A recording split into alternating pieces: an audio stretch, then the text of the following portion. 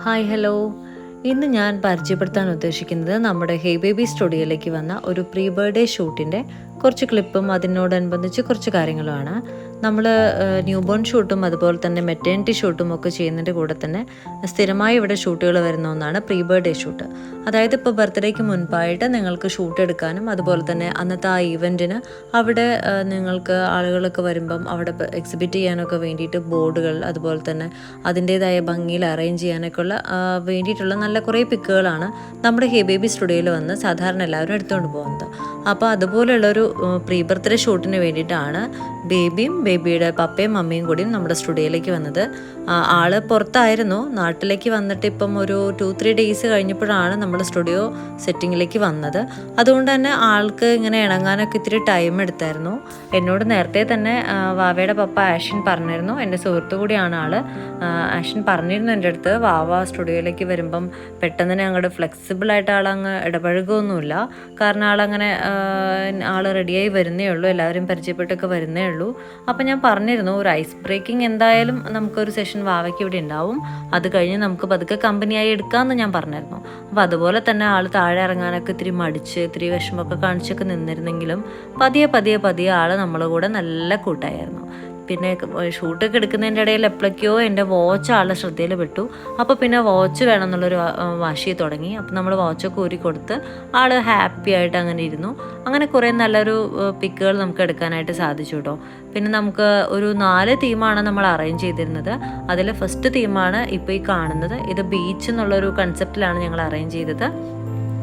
Beach എന്നുള്ളൊരു concept വരുന്ന രീതിയിലുള്ള കുറച്ച് സ്റ്റാർ ഫിഷും ബോട്ടും നെറ്റും എല്ലാം കൂടെ നമ്മൾ അറേഞ്ച് ചെയ്തിട്ടുണ്ടായിരുന്നു. കൂടെ തന്നെ വാവയുടെ കോസ്റ്റ്യൂമും പരമാവധി അതിനോട് ബന്ധപ്പെടുത്തിയിട്ടുള്ള ഡ്രസ്സ് തന്നെയാണ് നമ്മൾ ചൂസ് ചെയ്തത്. ഒരു നേവൽ ബേസിൻ്റെ ഒരു ഔട്ട്ഫിറ്റാണ് ഫസ്റ്റ് യൂസ് ചെയ്തത്. ദെൻ നമുക്ക് ഇതുപോലൊരു ഫ്രീക്കി ഔട്ട്ഫിറ്റും കൂടി ബേബിക്ക് വേണ്ടിയിട്ട് ഞങ്ങൾ ചൂസ് ചെയ്തിട്ടുണ്ടായിരുന്നു. അങ്ങനെ ആളെ അറേഞ്ച് ചെയ്തൊക്കെ പതുക്കെ അവിടെ ഇരുത്തിയതിന് ശേഷം കുറച്ച് നല്ല ക്ലിപ്സ് നമുക്ക് എടുക്കാനായിട്ട് സാധിച്ചിട്ടുണ്ട്. കൂടെ തന്നെ പപ്പയും മമ്മിയും കൂടെ എന്നിട്ട് കുറച്ച് പിക്കും കൂടി നമുക്ക് വേണമായിരുന്നു. പക്ഷെ ആൾ പിന്നെ കുറച്ച് കരച്ചിലൊക്കെ ആയതുകൊണ്ട് നമ്മുടെ ഷൂട്ട് ഒരുപാട് വൈകിയായിരുന്നു. പക്ഷെ എന്നാലും ആളെ ഇങ്ങനെ അറേഞ്ച് ചെയ്ത് ഇരുത്തി കുറച്ച് കഴിഞ്ഞ് കഴിയുമ്പോൾ ആൾക്ക് മനസ്സിലായി നമ്മൾ എടുക്കുന്ന ഫോട്ടോസൊക്കെ ഇവിടെ കാണാൻ പറ്റുമെന്ന്. പിന്നെ ആൾ ഓടി വരാൻ തുടങ്ങി. ഓരോ ഷൂട്ടിനും അവിടെ ചെന്ന് നിൽക്കും, നേരെ തിരിച്ച് എൻ്റെ അടുത്തേക്ക് ഓടി വരും. കൊണ്ട് നിർത്തേണ്ട താമസം, നല്ലൊരു ചിരിയും തന്ന് ആൾ പിന്നാലെ ഇങ്ങ് ഓടിപ്പോരും. അങ്ങനെ വന്ന് വീണ്ടും എൻ്റെ ക്യാമറ ഓപ്പൺ ചെയ്ത് അതൊക്കെ കാണിച്ചു കൊടുത്ത് ഫോട്ടോസൊക്കെ നോക്കിയിട്ടാണ് ആൾ വീണ്ടും പോയി നിൽക്കുന്നത്. അങ്ങനെയായിരുന്നു നമ്മുടെ ഷൂട്ട് മുന്നോട്ട് പോയത്. എന്തായാലും ആൾ അവിടെ വെച്ചിട്ടുള്ള അറേഞ്ച്മെൻറ്റ്സ് അങ്ങനെ തട്ടിക്കളയോ അങ്ങനെയൊന്നും ചെയ്യാണ്ട് ആൾ നല്ല കാം ആൻഡ് ക്വൈറ്റ് ആയിട്ട് നമ്മുടെ കൂടെ ഉണ്ടായിരുന്നു. ഷൂട്ടൊക്കെ കംപ്ലീറ്റ് ചെയ്ത് ഓരോ ഫോട്ടോസൊക്കെ നോക്കി. പിന്നെ വാവയുടെ പപ്പ എന്ന് പറയുന്ന ആളൊരു ഫോട്ടോഗ്രാഫറും കൂടിയാണ് കേട്ടോ. കുറച്ചുകൂടി വൈൽഡ് ലൈഫൊക്കെ നന്നായിട്ട് സ്റ്റഡി ചെയ്തിട്ടുള്ള ഒരാളാണ് ആഷിൻ. അതുകൊണ്ട് തന്നെ പപ്പയുടെ പോലെ തന്നെയാണ് മോൻ. ക്യാമറ കണ്ടപ്പോൾ ആൾ പ്രത്യേകിച്ച് അതിലുള്ള കാര്യങ്ങളൊക്കെ ഇങ്ങനെ സ്വിച്ചും ബട്ടൺസ് എല്ലാം പ്രസ് ചെയ്തുകൊണ്ടൊക്കെ ഇരിക്കുകയായിരുന്നു. അതൊക്കെ നോക്കിക്കഴിഞ്ഞ് ആളിങ്ങനെ പതുക്കെ കാമായി വന്ന് ഞങ്ങൾ പിന്നെ അടുത്ത തീമൊക്കെ സെറ്റ് ചെയ്തു. എന്തായാലും ഈ തീമിൽ വാവ വന്ന് നിന്നപ്പോൾ തന്നെ ആളെ ഒരു നല്ലൊരു കാമായിട്ട് നിൽക്കുന്ന ആ കുറച്ച് ടൈമിലെല്ലാം നമ്മൾ ഒരുപാട് ക്ലിക്സ് എടുത്തിട്ടുണ്ടായിരുന്നു. അപ്പോൾ അതുകൊണ്ട് തന്നെ നമുക്ക് നല്ല കുറേ പിക്കുകൾ കിട്ടി. ആ പിക്സ് എല്ലാം ഞാനിപ്പം നമ്മുടെ യൂട്യൂബിൽ തന്നെ പബ്ലിഷ് ചെയ്യുന്നുണ്ട്. എല്ലാവരും കാണണം, കണ്ടിട്ട് അഭിപ്രായം പറയാൻ മറക്കരുത് കേട്ടോ. Thank you.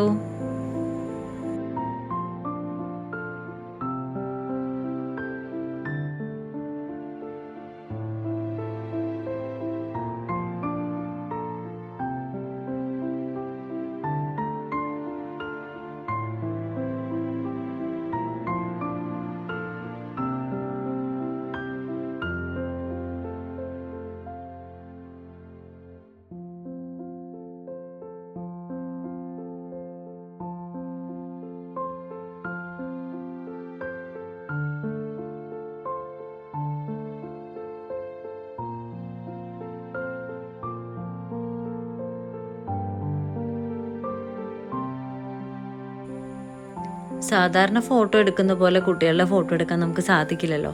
അതായത് ready chin up chin down എന്നൊന്നും പറയുന്ന പോലെ നമുക്ക് അവരെ അറേഞ്ച് ചെയ്തെടുക്കാൻ പറ്റില്ല. അപ്പോൾ അതുകൊണ്ട് തന്നെ അവർക്കൊരു ടൈമും അവർക്കൊരു സ്മൈലിംഗ് മൂഡും ഒക്കെ ഉണ്ട്.